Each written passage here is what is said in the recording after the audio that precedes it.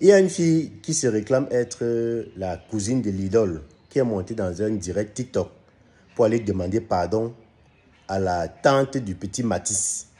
C'est-à-dire qu'elle a pris sur elle d'aller intervenir dans le direct où la tante du petit Matisse était en train de raconter la scène.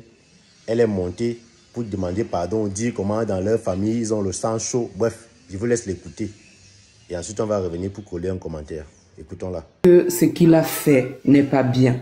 Je voulais juste te demander pardon, vraiment pardon, au nom de la famille. Je sais que voilà, il a voulu faire la loi du talion, œil pour œil, dent pour dent. Mais c'est pas une, voilà, c'était pas, l'enfant n'a rien à y voir. Je comprends réellement, honnêtement. Je voulais juste te demander pardon à vous et à votre famille. Vraiment, je suis désolé pour tout. Et après, ceux qui vont dire, oui, mais peut-être, non, ce qu'elle a dit, c'est vrai, il a grandi à l'abri. Il a d'autres familles aussi, elle connaît aussi, elle va vous dire, voilà. Ils ont un sang chaud. Moi-même qui te parle, si j'ai un sang chaud. Mais avec le temps, on apprend à se maîtriser. On apprend, voilà. Je te demande vraiment pardon. Pardon. Pardon, maman. Maman, pardon, descend. Le pardon, c'est pourquoi? Parce que s'il avait trouvé les 3 enfants là, il aurait les 3. Il n'y a pas de pardon qui tient. On tient quoi quand on a un bébé de 6 ans qui est en train de manger son pain au chocolat? Je comprends, maman. C'est le pardon de quoi, maman? C'est-à-dire que ceci rejoint ce que j'ai dit l'autre jour. J'ai dit ici l'autre jour que ne cédez jamais à la pression des réseaux sociaux. Quand vous faites face à une situation et que les gens commencent à vous taguer dans les réseaux sociaux que oh, tu n'as pas encore parlé, tu n'as pas encore fait de sorties pour soit soutenir, pour exprimer ceci, pour exprimer cela, ne faites pas de sorties sous la pression des réseaux sociaux. Voilà ça. Cette fille-là, elle dit qu'elle est la cousine de l'idole. Elle monte dans un live où les gens sont sérieux, où les gens sont en colère pour venir raconter les stupidités. C'est-à-dire que c'est comme on dit souvent que si ce que tu vas dire là ne dépasse pas le silence, mieux tu la fermes. Si ce que tu vas dire ne dépasse pas le silence, mieux tu la fermes. Et c'est pour ça que il ne faut jamais céder à la pression des réseaux sociaux quand on est en train de te taguer partout que viens faire une sortie, viens faire... Parce que là, on est en train de te forcer à faire quelque chose. À faire quelque chose peut-être que tu n'as même pas l'intention de faire. Ou encore, tu n'as même pas encore l'intention de faire. Et quand on te met la pression comme ça pour venir parler, pour venir dire des choses, tout ce que tu vas dire là, les gens vont encore prendre ça, utiliser ça contre toi. Donc, tu as même de fortes chances de venir encore tout gâter. Voilà une fille, je ne sais pas vraiment si c'est la cousine de l'idole, mais je ne sais même pas trop qui l'a mandaté. C'est sûr que même dans leur famille là-bas, elle est en train de, je ne sais pas trop, on lui a fait des reproches. Qui l'a mandaté d'aller parler au nom de la famille pour demander pardon à la tante de Matisse? C'est-à-dire que, comme on a souvent certaines personnes là qui aiment souvent se faire voir en fait, parce qu'il y a dans les familles, il y a souvent les gens comme ça qui aiment montrer que c'est moi qui parle, c'est moi qui fais ceci, je veux montrer.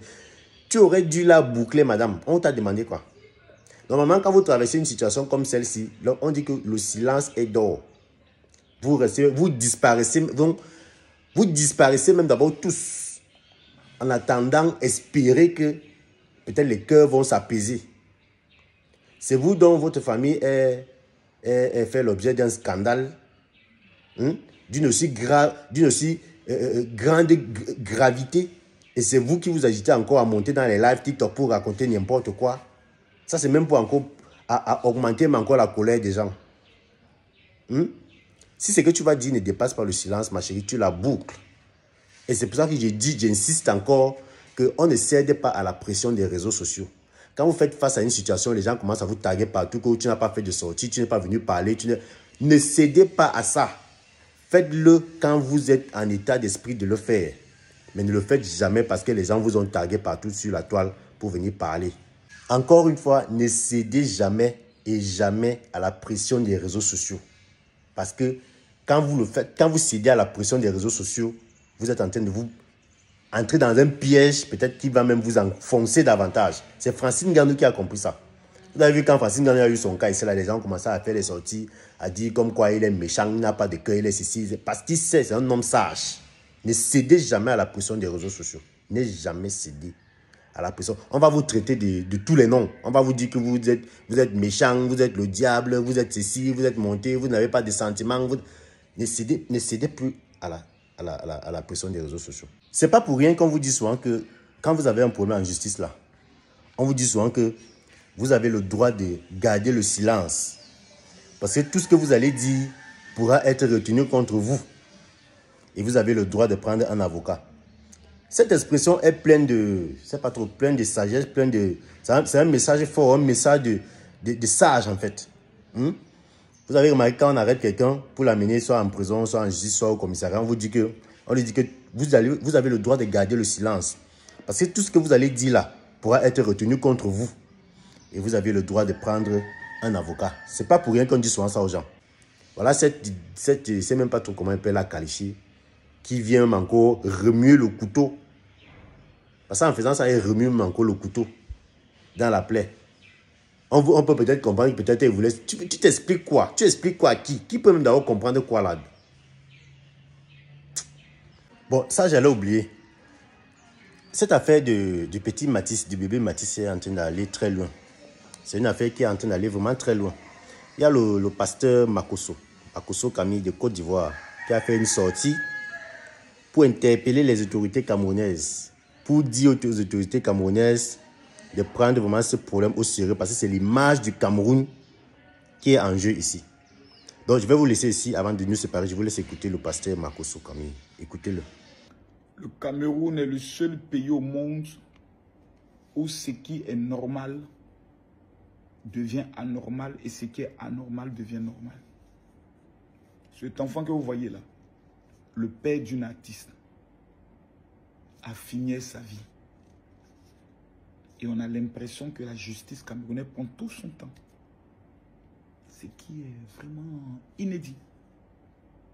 C'est une condamnation à perpétuité, avec non remise de peine. Si les autorités camerounaises ne le font pas, c'est que le Cameroun entre dans l'histoire du monde et de l'Afrique principalement comme le pays qui n'a pas du respect pour la vie d'un enfant. Si vous avez des enfants,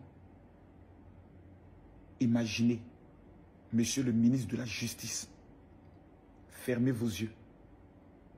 Imaginez si c'était votre enfant. Quelle allait être la décision et la réaction que vous allez prendre? Il y a des choses avec lesquelles on ne s'amuse pas. Le monde entier vous regarde. Le monde entier vous regarde dans cette affaire-là. Que Dieu vous traite durement si quelqu'un joue avec cette affaire, que Dieu joue avec sa vie. Merci. C'est terrible. Mes chers amis, dites-moi ce que vous pensez en commentaire. Voilà. Si vous n'êtes pas encore abonné à la chaîne YouTube, abonnez-vous, laissez-nous un like et on se dit à très bientôt pour une nouvelle vidéo.